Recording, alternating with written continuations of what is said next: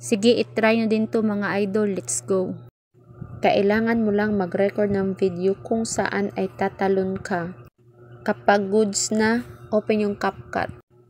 Tap CapCut.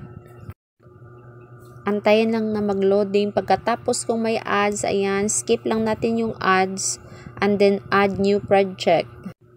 Then hanapin yung video na na-record mo.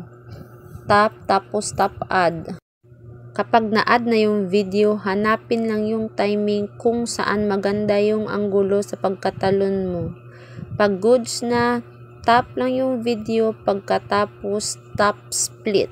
Then delete mo na yung hindi na kailangan. Katulad ng pag-delete niya sa'yo sa buhay niya nung hindi ka na kailangan. Char lang. Kapag goods na, balik mo sa unahan. Then tap mo yung square sa taas. Pagkatapos screenshot mo yung ganitong anggulo. Kung may screenshot ka na, labas tayo sa CapCut. Pagkatapos, open natin ang Canva. Kung wala kang Canva, pwede mong i-download dahil libre lang ito. Tapos, antay-antay lang sa pag-loading. Next, tap mo yung plus sign para gumawa tayo ng project. Kapag ganito na yung makita mo, antayin sa baba sa Start Creating from Your Media. As you can see sa baba, may Start Creating from Your Media. Tap lang yung See All.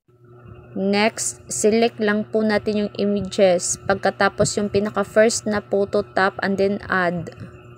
Kapag ganito na, yung una nating itap is edit image. Dahil kailangan nating i-edit ang ating na-screenshot na picture. Then tap yung FX or effects. Then tap yung magic edit, yung pang tatlo. Kapag ganito na, i-adjust ang iyong brush size para i-brush natin yung part na hindi natin kailangan or yung part na kailangan natin lagyan ng kung ano man, cliff, tubig, dagat ba yun, o parang bundok, kailangan nating i-brush lahat. Kapag ganyan, may edges lang siya maliit, tapos ipalaki natin yung brush para i-brush lahat ng hindi natin kailangan. Yung naka-brush, yun po yung mga edit mamaya. Pagkatapos, next lang po. And then, type natin kung ano yung gusto. Yung sa akin is cliff or mountain cliff yung ginagamit ko. Pwede din po kahit anong gusto nyo. And then, pag meron na, generate lang. Kapag ganito na yung mukha, antayin lang po natin na lumabas yung mga image na pwede nating gamitin. Tapos, dyan sa baba ng Magic Edit, pwede po tayong pumili kung ano yung nababagay doon sa na-record natin na video. Kayo na po yung bahala kung ano yung gusto nyong view. Ayan, pili lang po tayo sa pinakamaganda tingnan doon sa na-record natin na video. Yung hindi po siya halata. Kapag goods na, tap yung save sa taas. And then, proceed sa download.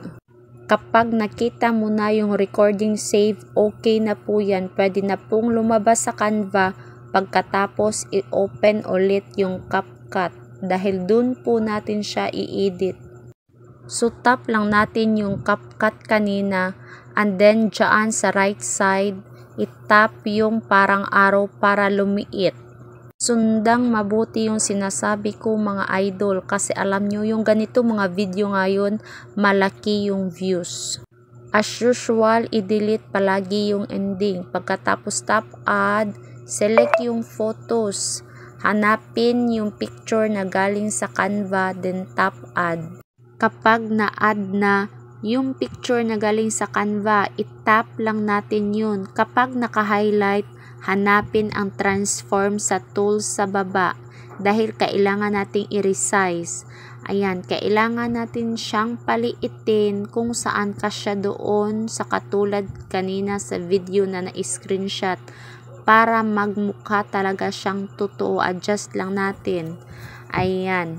Kapag okay na, check lang sa taas. And tap mo lang yung video doon. Tapos, ipitin ng dalawang kamay para itansya yung laki doon sa ating first video. Then, tap yung dalawang arrow para bumalik sa tools. Habang naka-highlight yung photo, hanapin ang overlay dahil kailangan nating ibaba ito.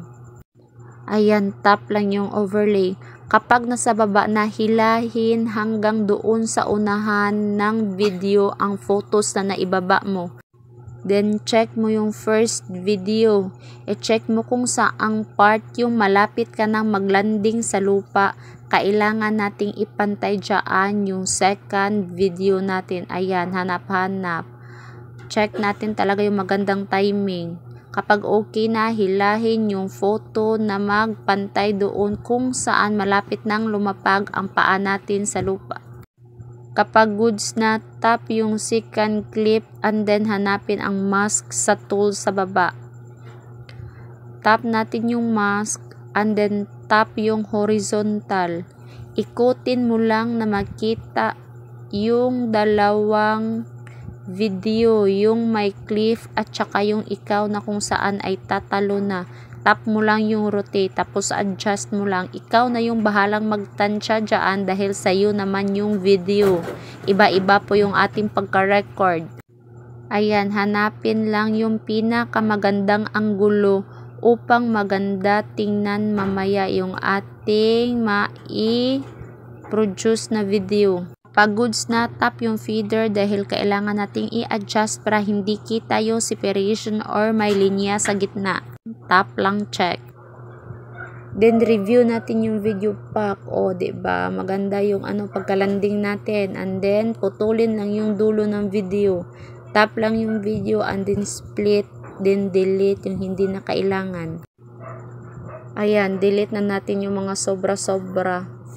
Kapag okay na, tap lang yung arrow sa left side and then hanapin yung aspect ratio and then iset natin doon sa 9:16 dahil pang reels po yung kailangan natin. Ayan, goods na yung video. Please like and share para mas marami pa yung ating maturuan. Kapag goods na, tap export then wait until 100%.